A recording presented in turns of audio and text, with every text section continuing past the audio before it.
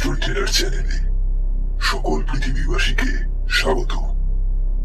আজ আপনারা শুনতে চলেছেন ক্রলার পর্ব 2।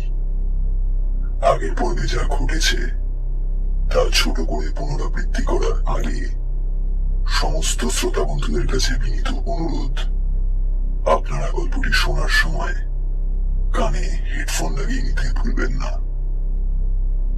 আগের পর্বে আপনারা শুনেছেন রাহুল নামের 1 বছর 20 বয়সের একটি ছেলের গল্প। সাথে পাশে না থাকা নিপাট ভালো মানুষ ছেলে রাহুল স্কুল শিক্ষক মায়ের সাথে থাকে। সে কারোর সাথে আগ বাড়িয়ে না মিশলেও কিছুদিন যাবৎ রিনিতা নামের তারই বয়সী একটি মেয়ের সাথে তার কথাবার্তা শুরু হয়েছে। হঠাৎই একদিন রিনিতা রাহুলের সাথে এমন ভাবে কথা বলতে শুরু করে যেন মনে হয় সবার অলক্ষ্যে মেয়েটা রাহুলদের বাড়িতে বসবাস শুরু করেছে। সন্দেহজনক জায়গাগুলোতে খোঁজাখুঁজি করে কাউকে না পেলেও রাহুলের ষষ্ঠ ইন্দ্রিয় যেন হঠাৎই কোন তৃতীয় ব্যক্তির অবস্থান অনুভব করতে শুরু করে। তারপর তবে সন্ধেবেলা উপরের ঘর থেকে ঘুরে আসার পর থেকেই রাহুলের মনে যেন একটা অদ্ভুত অস্বস্তি হচ্ছে। সব সময় তার মনে হচ্ছে কেউ যেন আড়াল থেকে তাকে লক্ষ্য করছে। ব্যাপারটা পাত্তা দিতে না চাইলেও অনুভূতিটা এত জোরালো যে রাহুল মাঝে মাঝেই ঘাড় ঘুরিয়ে সিঁড়ির দিকটায় তাকাচ্ছে। ঠিক সেই মুহূর্তে মোবাইলে আবার মেসেজ আসার শব্দ হয়।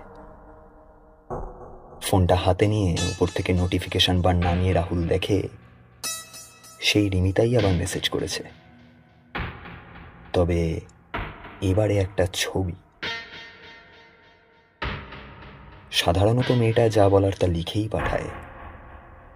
রাহুল চাইছিল না মেসেজটা ওপেন করতে, যাতে রিমিতা বুঝে যে সে আবার পড়তে বসে গেছে বা ঘুমিয়ে পড়েছে। কিন্তু একটা অদম্য ইচ্ছা রাহুলকে বাধ্য করে মেসেজটা ওপেন করতে। তবে যে ছবিটা রিমিতা পাঠিয়েছে সেটা চোখে পড়া মাত্র রাহুলের হৃৎস্পন্দন যেন বন্ধ হয়ে যায়। ছবিতে দেখা যাচ্ছে রাহুল বসে রয়েছে খাবার টেবিলে, আর রাহুলের মা রাহুলকে খাবার বেড়ে দিচ্ছে। যে ঘটনাটা ঘটে গেছে প্রায় 30 থেকে 40 মিনিট আগে। ছবিটার তলায় রিমিতা লিখে পাঠিয়েছে, তোমার এই নীল ড্রেসটা খুব কিউট। রাহুল মেসেজটা সিন করা মাত্র ওপাশ থেকে টাইপিং শুরু হয়ে গেছিল। ঠিক সেই মুহূর্তে নতুন মেসেজটা ঢোকে। তুমি তো বিশ্বাস করছিলে না, এবার আশা করি করবে। আপাতত আমি আর তুমি একই ছাদের তলায়। বাকি মেসেজটা রাহুল আর পড়া শেষ করতে পারে না। বিমূঢ় হয়ে গেলেও সে ঘাড় ঘুরিয়ে মায়ের দিকে তাকায়। মা একপাশে ঘাড় এলিয়ে ঘুমিয়ে পড়েছে। রাহুল মাকে আর বিরক্ত না করে উঠে দাঁড়িয়ে পা টিপে টিপে সিঁড়ি দিয়ে দোতলায় আসে। বুকের ভিতরটায় সাংঘাতিক জোরে ঢিপ ঢিপ করছে। ধীরে ধীরে নিজের ঘরের সামনে রাহুল এসে দাঁড়ায়। তারপর লকটা ঘুরিয়ে দরজাটা খোলে। স্ট্রিট লাইটের হালকা আলোতে ঘরের ভিতরটা এমনিতেই যেন আরো রহস্যময় লাগছে। সুইচ বোর্ড হাতড়ে হাতড়ে রাহুল ঘরের আলোটা জ্বালায়। না, ঘরে কোনো দ্বিতীয় মানুষের চিহ্ন নেই। তবে এই ঘরে কারো লুকিয়ে থাকার জায়গা মূলত দুটো, একটা আলমারি, অপরটা খাটের তলা। রাহুল প্রথমে আলমারির সামনে এসে দাঁড়ায়। তারপর কাঁপা কাঁপা হাতে লক ঘুরিয়ে এক ঝটকায় আলমারিটা খুলে ফেলে। না, ভিতরে কেউ নেই। আলমারি থেকে রাহুলের দৃষ্টিটা এবার চলে যায় খাটের দিকে। এক পা করে খাটের সামনে এসে দাঁড়ায় সে। তার হৃৎপিণ্ডটা এত জোরে চলছে যে মনে হচ্ছে যেন বুক ফুঁড়ে সেটা বাইরে বেরিয়ে আসবে। ধীরে ধীরে রাহুল নিচু হয়ে খাটের তলাটা দেখতে যায়। প্রথমে অন্ধকারে বিশেষ কিছু চোখে পড়ে না। তারপর পকেট থেকে ফোন বার করে সেটা থেকে টর্চটা জ্বেলে ভিতরের দিকে আলোটা ফেলে। আলো পড়তেই রাহুল যা দেখে তাতে সে ছিটকে দরজার কাছে চলে আসে। খাটের তলায় একটু ভিতর দিকে ঘেঁষে পাশ করে শুয়ে শটান রাহুলের দিকে তাকিয়ে আছে তারই বয়সী একটি মেয়ে, হয়তো এই রিমিতা। মেয়েটির মুখে একটা ক্রূর হাসি। এই দেখে রাহুল আর না পেরে ছিটকে পড়ে যাওয়া অবস্থা থেকে এক ছুটে সিঁড়ি দিয়ে নিচের দিকে নামতে থাকে। মায়ের কাছে এসে এক ধাক্কা দিয়ে তাকে তুলেই ভয় উত্তেজনা নিয়ে আমতা আমতা করে তাকে সব কিছু রাহুল খুলে বলতে শুরু করে। আর রাহুলের মা সব শুনতে শুনতে ছেলেকে শান্ত করার চেষ্টা করতে থাকেন। ঘণ্টাখানেক পরের কথা। রাহুল আর রাহুলের মা টিভির সামনেই বসে আছে এখনো, তবে টিভিটা বন্ধ। ঘরে 2-3 জন পুলিশ রয়েছে, একজন অফিসার বসে রয়েছেন। রাহুল তার মাকে ভাষা ভাষাভাবে সবটা বলতেই তৎক্ষণাৎ রাহুলের মা পার্শ্ববর্তী থানাকে ফোন করেন। তার খানিকক্ষণ বাদেই পুলিশ এসে রাহুলদের গোটা বাড়িটা তন্ন তন্ন করে খুঁজেছে। সবশেষে কাউকে না পেলেও অফিসার যা বললেন তা বেশ ভয়ঙ্কর।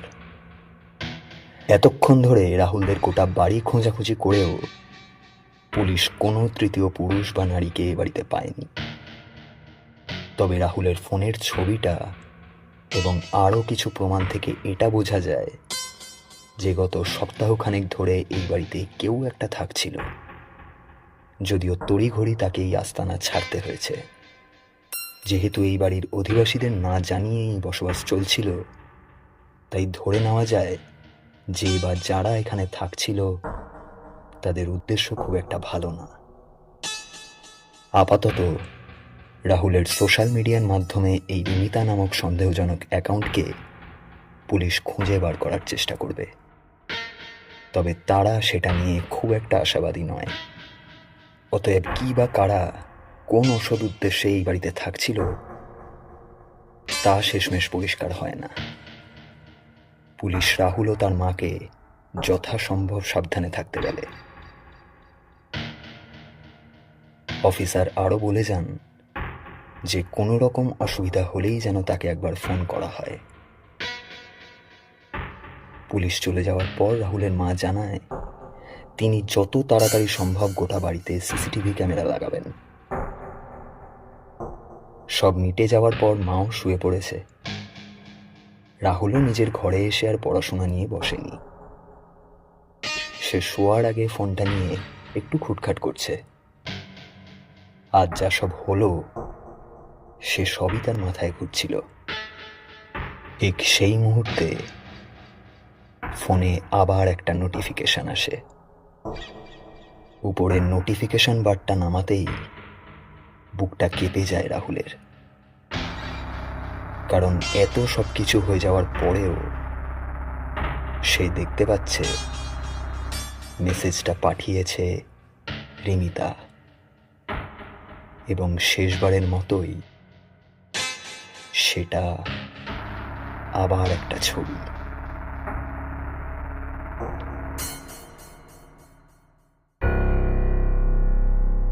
এতক্ষণ শুনছিলেন পৃথিবী থেকে ভিনগ্রহের উদ্দেশ্যে পাঠানো বার্তা ট্রলার পর্ব 2।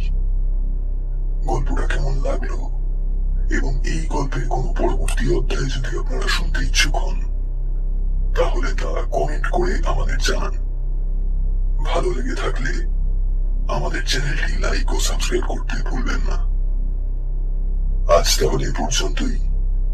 সামনের সপ্তাহে পরের মেসেজ আমার গ্রহে পাঠানোর সময় আবার আমার কোনো অদ্ভুত অভিজ্ঞতা নিয়ে হাজির হব এখানে। ততদিন ভালো থাকবেন, সুস্থ থাকবেন।